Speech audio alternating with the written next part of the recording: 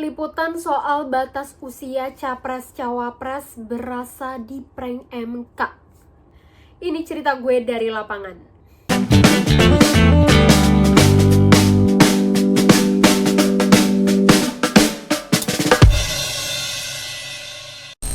Sebelumnya, seperti yang kita ketahui bersama nih, pada pasal 169 huruf Q Undang-Undang Nomor 7 Tahun 2017 tentang Pemilu yang bunyinya persyaratan menjadi calon presiden dan calon wakil presiden adalah paling rendah berusia 40 tahun. Tapi jelang pemilu 2024 banyak banget nih pihak yang melayangkan gugatannya agar peraturan itu diubah. Mulai dari Partai Solidaritas Indonesia atau PSI yang minta supaya batas usia Capres-Cawapres diturunin jadi 35 tahun. Kemudian juga ada Partai Garuda dan sejumlah kepala daerah yang meminta syarat Capres-Cawapres ditambahkan, yaitu memiliki pengalaman sebagai penyelenggara negara. Tapi tetap batas usia Capres-Cawapresnya pada 40 tahun. Gak cuma itu, ternyata sejumlah mahasiswa pun turut ikut melayangkan gugatannya ke MK terkait batas usia Capres-Cawapres. Setelah penantian yang panjang, akhirnya MK siap membacakan putusan soal batas usia Capres-Cawapres, tepat H-3 jelang pendaftaran Capres-Cawapres dimulai. Jadi pas hari Senin tanggal 16 Oktober 2023 dan gue diminta buat liputan ke sana. Agenda pembacaan putusan MK itu dimulai pada pukul 10 pagi dan gue udah ada di gedung MK Jakarta Pusat jam setengah 10 pagi. Ternyata setelah gue mantau nih di jalan depan MK, itu tepatnya di Jalan Merdeka Barat, jalannya udah ditutup, udah disterilisasi dan udah banyak polisi yang berjaga-jaga. Katanya sih buat antisipasi takut adanya demo selesai sidang putusan MK itu. Nah, karena sidangnya udah mau dimulai, jadi gue melipirlah ke atas ke tempat ruang sidangnya. Dan di sana tuh udah banyak banget teman-teman gue dari media lainnya, dan gue juga memantau sih kira-kira ada politisi atau enggak ya. Ternyata cuma ada PSI doang yang gue lihat, yaitu ada Wakil Sekretaris Jenderal DPP PSI Mas Mikhail Gorbachev-Dom dan juga Direktur Lembaga Bantuan Hukum PSI Mbak Francine Wijoyo. Halo guys, sekarang gue udah ada di Mahkamah Konstitusi buat menantikan jelang pembacaan putusan MK terkait usia minimum Capres dan Cawapres. Sekarang gue udah sama teman-teman gue dari media lainnya. Kita lagi nunggu pintu sidang dibuka. Nah, rencananya sidang itu bakal dimulai pada jam 10 pagi. Tapi sekarang udah jam berapa ya? Nah, sekarang udah jam 10, tapi pintu sidangnya belum dibuka. Nah, ini masih ramai sih, tapi dari penampakan ya, baru ada dari PSI aja, Partai Solidaritas Indonesia yang udah datang. Jadi gue sama teman-teman gue masih standby buat nunggu sidangnya dimulai. Sidang putusan MK dimulai. Tapi sebelum gue lanjutin ceritanya, klik dulu dong tombol subscribe-nya akun YouTube Cerita dari Lapangan, supaya kalian bisa update dengerin cerita gue dan teman-teman gue dari lapangan lainnya. Thank you. Ternyata gugatan PSI supaya batas usia Capres-Cawapres diturunin jadi 35 tahun ditolak MK. MK juga menolak gugatan Partai Garuda dan sejumlah kepala daerah. Konklusi, berdasarkan penilaian atas fakta dan hukum sebagaimana diuraikan di atas, Mahkamah berkesimpulan: 1. Mahkamah berwenang mengadili permohonan akuo. 2. Para pemohon memiliki kedudukan hukum untuk mengajukan permohonan akuo. 3. Pokok permohonan para pemohon tidak beralasan menurut hukum untuk seluruhnya. Berdasarkan Undang-Undang Dasar Negara Republik Indonesia tahun 1945 dan seterusnya, amar putusan mengadili menolak permohonan para pemohon untuk seluruhnya. Sidang sempat diskors dan gue sama temen-temen gue kita buru-buru lah keluar dari ruang sidang buat siap-siap doorstop PSI mau minta tanggapan gimana nih gugatan mereka ditolak MK. Dengar putusan MK itu, PSI mengaku kecewa banget sama MK karena mereka tuh menilai ada diskriminasi golongan umur. Menurut mereka untuk usia 35-40 tahunan itu berada di kategori yang sama dan dewasa yang sama. Sampai-sampai nih PSI mau banget menang pemilu nanti buat bisa duduk di kursi parlemen supaya bisa revisi undang-undang pemilu. Ya, meskipun kami kecewa ya tentu ya karena permohonan ditolak gitu, tapi ya bagaimanapun kami sangat menghargai putusan dari Mahkamah Konstitusi, terutama juga kami memberikan apresiasi setinggi-tingginya kepada Pak Guntur Hamzah, dissenting opinion-nya yang sejalan dengan permohonan kami. Setelah ditolak, apalagi langkah yang akan dilakukan PSI untuk memperjuangkan ini?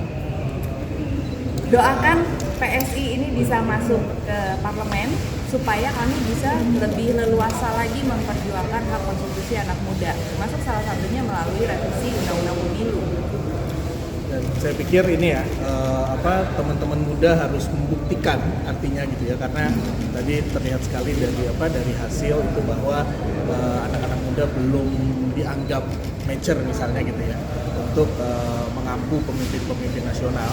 Jadi artinya PSI ingin menjadi wadah untuk berjuang para pemuda-pemuda Indonesia untuk menjadi kepala daerah, untuk menjadi kepala negara. Ya kepala negara udah ditolak kita tadi kan, tapi menjadi legislatif misalnya, karena tadi dalam dissenting opinion Pak Guntur juga disebutkan bahwa orang yang sudah mengampu pemimpin-pemimpin negara itu bisa punya kredibilitas lebih karena dia dianggap sudah mature, sudah pernah dipilih rakyat gitu ya, jadi akan lebih mudah tadinya untuk menjadi kepala negara gitu. Jadi kita akan menjadi wadah, PSI ingin menjadi wadah bagi perjuangan bagi pemuda-pemuda Indonesia. Gitu. Ada lagi pertanyaan? Cukup. Untuk kecewa ya. Nggak apa-apa. Gitu kan. Semua yang di bawah 40 tahun nggak ada yang bisa maju nih, jadi nggak tersedia pilihan lah, jadi pilihan untuk yang lebih muda nggak tersedia gitu ya, karena memangnya siapa sih pilihan atau nama yang dipikirkan oleh PSI untuk bisa maju di bawah 40 tahun? Sebenarnya bukan pilihan nama ya, tapi sebenarnya kalau di dalam secara psikologis ya, kategori umur 35 sampai 40 tahun itu satu kategori umur yang sama, dewasa yang sama. Jadi sebenarnya kami melihat ini adalah diskriminasi golongan umur. Tapi sayangnya ini tadi tidak dibahas lebih detail, tapi tidak apa-apa. Gitu. Kita bisa berjuangkan dengan cara-cara lain. Termasuk tadi doakan PSI masuk di parlemen. Sidang putusan MK dimulai lagi. Nah, ini yang jadi gongnya. Dari sejumlah gugatan yang ditolak oleh MK, ada satu gugatan yang dikabulkan MK loh. Gugatan ini dari seorang mahasiswa Universitas Surakarta namanya Almas Sakibiru. MK memperbolehkan seseorang yang pernah menjabat sebagai kepala negara atau pejabat negara lainnya yang dipilih melalui pemilu bisa ikut jadi capres, cawapres meski usianya di bawah 40 tahun. Amar putusan mengadili: 1. Mengabulkan permohonan pemohon untuk sebagian. 2. Menyatakan pasal 169 huruf Q Undang-Undang Nomor 7 Tahun 2017 tentang Pemilihan Umum Lembaran Negara Republik Indonesia tahun 2017 nomor 182, tambahan Lembaran Negara Republik Indonesia nomor 6109 yang menyatakan berusia paling rendah 40 tahun bertentangan dengan Undang-Undang Dasar Negara Republik Indonesia tahun 1945 dan tidak mempunyai kekuatan hukum mengikat sepanjang tidak dimaknai berusia paling rendah 40 tahun atau pernah sedang menduduki jabatan yang dipilih melalui pemilihan umum termasuk pemilihan kepala daerah. Sehingga pasal 169 huruf Q Undang-Undang Nomor 7 Tahun 2017 tentang pemilihan umum selengkapnya berbunyi, berusia paling rendah 40 tahun atau pernah sedang menduduki jabatan yang dipilih melalui pemilihan umum termasuk pemilihan kepala daerah. 3. Memerintahkan pemuatan putusan ini dalam Berita Negara Republik Indonesia sebagaimana mestinya. Nah loh, berasa banget kan di prank sama MK? Tiba-tiba gak lama setelah MK membacakan putusannya itu, datanglah sekelompok badan eksekutif mahasiswa seluruh Indonesia alias BEM-SI buat mengungkapkan rasa kekecewaannya kepada MK. Mereka bilang kalau putusan MK itu inkonsisten dan cenderung bersifat politisi. Yang terhormat Ketua Mahkamah Konstitusi Republik Indonesia Profesor Dr. Haji Anwar Usman, SMH, kami BEM-SI Kerakyatan menyatakan sikap kekecewaan terhadap putusan Mahkamah Konstitusi terhadap nomor 90 PUU 21 2023 yang mengabulkan permohonan pemohon untuk sebagian yang menambahkan klausul tentang berusia paling rendah 40 tahun atau pernah atau sedang menduduki jabatan yang dipilih melalui pemilihan umum termasuk pemilihan kepala daerah, sehingga putusan MK tersebut sangat inkonsisten dan cenderung bersifat politis. Selesai sidang putusan MK, kita juga minta tanggapan ke PSI nih soal MK memperbolehkan kepala daerah ikut capres-cawapres meski usianya belum 40 tahun. Ternyata denger putusan MK itu PSI seneng banget lah.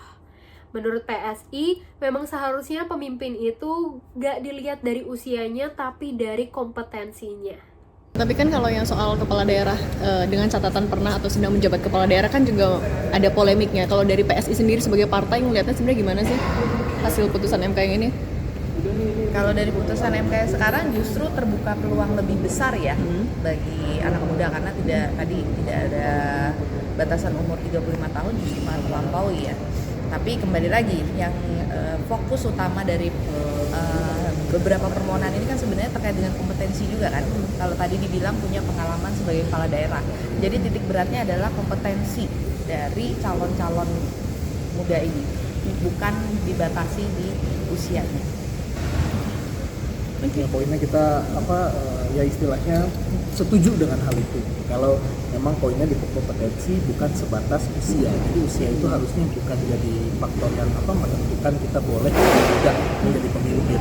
Itu yang kita perjuangkan juga. Jadi kita ya agak senang lah ya, karena memang ya itu tadi poinnya ada di kompetensi bukan dari usia. Nah, banyak yang menduga kalau sikap MK ini sebagai langkah untuk memuluskan jalannya putra sulung Presiden Joko Widodo sekaligus Wali Kota Solo Gibran Rakabuming Raka untuk jadi cawapresnya Prabowo. Memang sih nama Gibran ini belakangan lagi jadi perbincangan publik, sebab namanya digadang-gadangkan bakal jadi cawapres Prabowo. Padahal Gibran itu dari kader PDIP, yang dimana PDIP sudah mengusungkan Ganjar Pranowo sebagai calon presiden. Menurut kalian gimana nih guys? Apa benar putusan MK ini sebagai jalan untuk Gibran maju jadi cawapresnya Prabowo? Coba komen di bawah ya guys. Oke, sekian cerita gue dari lapangan. Saksikan cerita gue dari lapangan berikutnya ya. Jangan lupa like, comment, share, and subscribe YouTube Cerita dari Lapangan juga. Bye-bye!